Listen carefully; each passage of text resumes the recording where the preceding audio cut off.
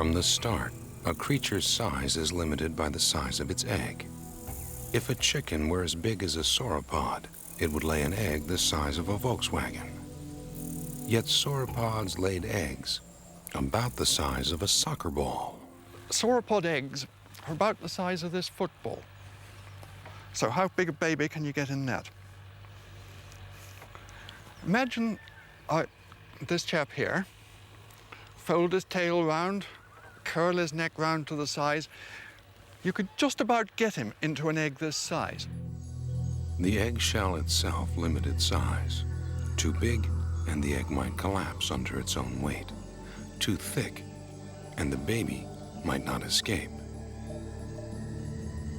If Argentinosaurus started off no bigger than a soccer ball, how long did it take to reach the size of a barn?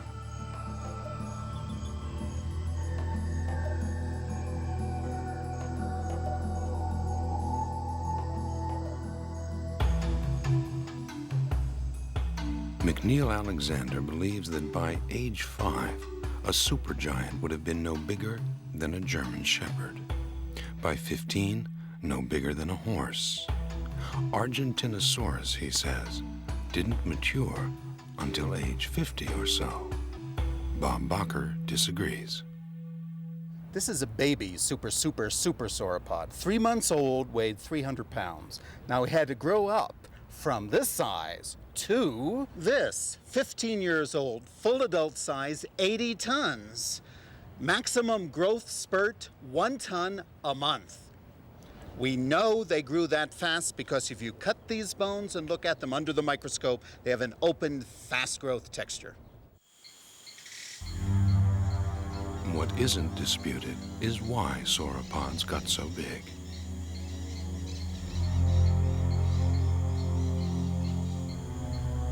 There are all sorts of advantages in being big. One is that you're pretty safe. If you're bigger than the predators, they're going to be a bit scared of you. Another advantage in being big, if you're a plant-eating animal like this, is that you can reach high in the trees where other animals couldn't reach. A Brachiosaurus, he's twice as tall as an adult giraffe. So he can reach really high and eat leaves that no other animal can get at.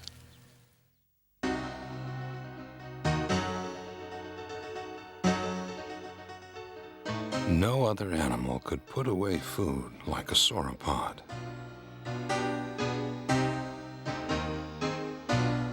Just how much it ate would depend on whether it was warm-blooded or cold.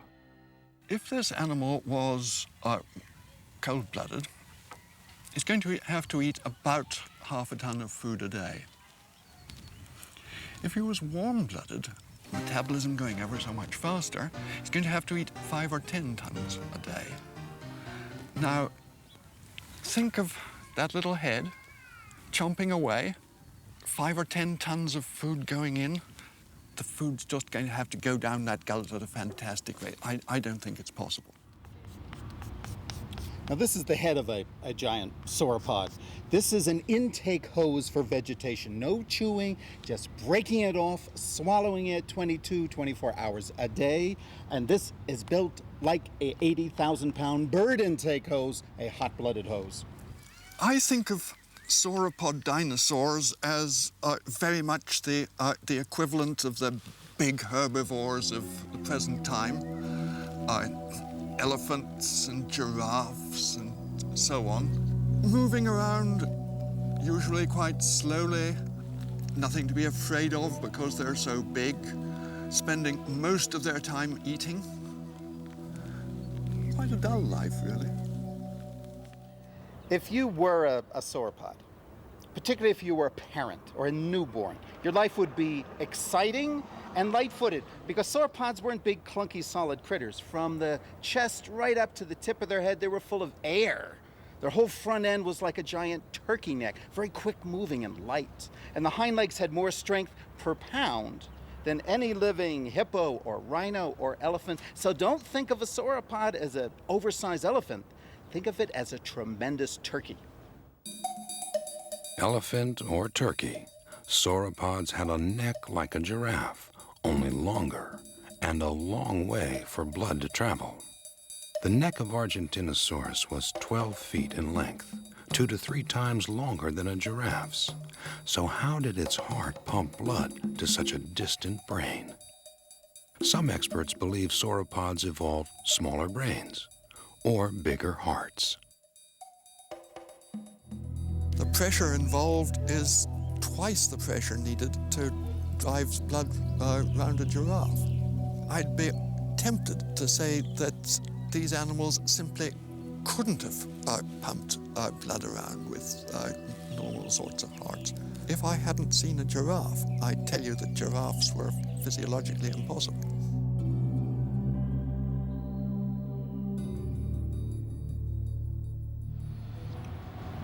If these animals had huge brains like a giraffe, there is no way they could pump enough blood up into their head. But they don't have huge brains. They had brains as small as a cocktail weenie.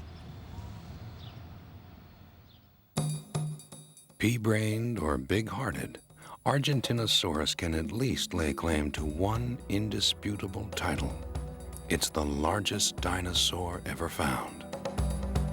Or is it?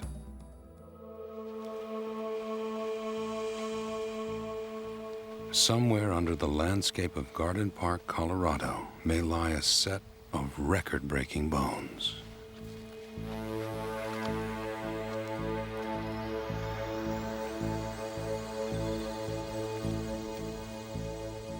Dr. Kenneth Carpenter of the Denver Museum of Natural History is on the trail of a dinosaur and a legend, a giant to dwarf all giants.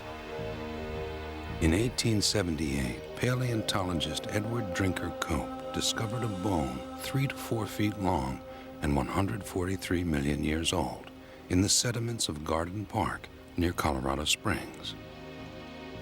It was a badly damaged vertebra from the trunk, just in front of the hips. Cope named the creature Amphicelius fragilimus.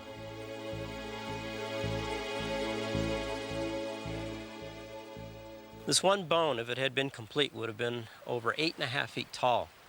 This one bone indicates a dinosaur that was easily in excess of 150 to 170 feet in length.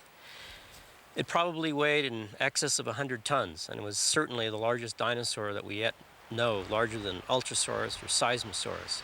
And I'm hoping to find more of this animal somewhere in this vicinity. To fund his digs, Cope sold many of his fossils to the American Museum of Natural History in New York. Somewhere in transit between Colorado and Manhattan, the only piece of Amphicelius was lost. To this day, it hasn't turned up.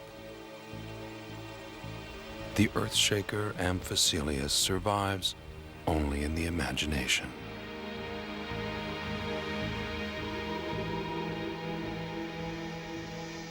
If we could have Amphicelius walking down a street in Denver right now, that would be a wonderful sight. It could rear up and look through a 4th or 5th or 6th-story window. Back in its native habitat, though, that was an elegant animal, moved smoothly, gracefully, in great groups, picking and choosing the most delectable parts of the vegetation.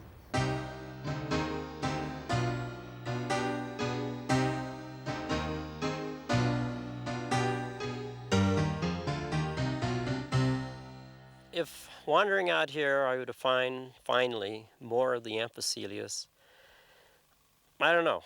Part of me would be very excited finding more of this giant animal and to finally resolve and prove one way or the other the actual size. But on the other hand, part of me would be, I don't know, somewhat reluctant on spending the rest of my life excavating the thing simply because it's so damn big.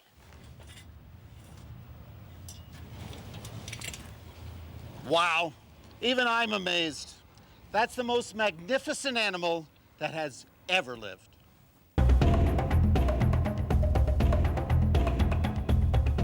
Painting a supergiant is a labor of love. So is digging one up. Rodolfo Correa is devoting his career to putting Argentinosaurus back together. One day, I can to make a complete reconstruction of Argentinosaurus. In this way, I will show everybody how these incredible and huge and amazing beasts look like. I don't think that I have enough life for finish the work. I trust in my students, even my daughter or grandsons.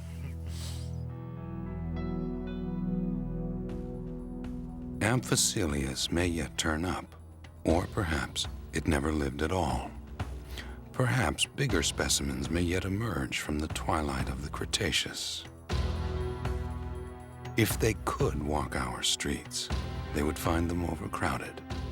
Our world could not accommodate the mightiest animals to ever stride the land.